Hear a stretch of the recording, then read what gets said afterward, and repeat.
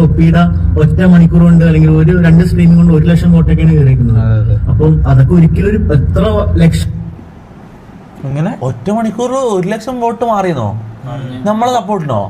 നമുക്ക് അത്ര ഇത് വിനു തന്നെയല്ലേ, ഇത് PR വിനു അല്ലേ? ഇത് തൊപ്പിയുടെ ഒറ്റ മണിക്കൂർ കൊണ്ട് അല്ലെങ്കിൽ ഒരു 2 സ്ട്രീമിംഗ് കൊണ്ട് 1 ലക്ഷം വോട്ടൊക്കെയാണ് കയറിയിരിക്കുന്നത്.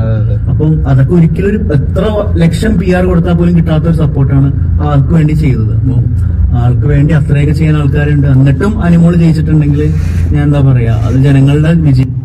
സത്യ ഇവ അനുമോളുടെ PR അല്ലേ? ഇവന് ഇത് ഈ കാര്യം കള പറയേണ്ട കാര്യമില്ലല്ലോ. 1 ലക്ഷം വോട്ടോ നമ്മളിതാക്കിട്ടോ? സീരിയസ്ലി?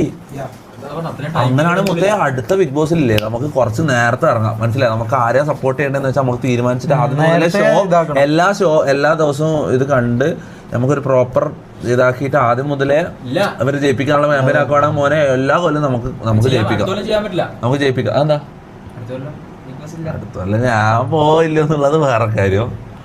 അത് ഒന്നാമത്തത് അവരെന്നെ വിളിക്കോ ഇല്ല എന്നുള്ളത് നോക്കണം. രണ്ടാമത്തത് എനിക്ക് അവിടെ പോകാൻ ഓക്കെ ആണോ ഇല്ല എന്നുള്ളത് നോക്കണം, മനസ്സിലാവും? അതെല്ലാം നോക്കി ചിലപ്പോൾ ഏതെങ്കിലും ഒരു കാര്യം മുടക്കിയാൽ അത് സംഭവിക്കൂല, മനസ്സിലാവും?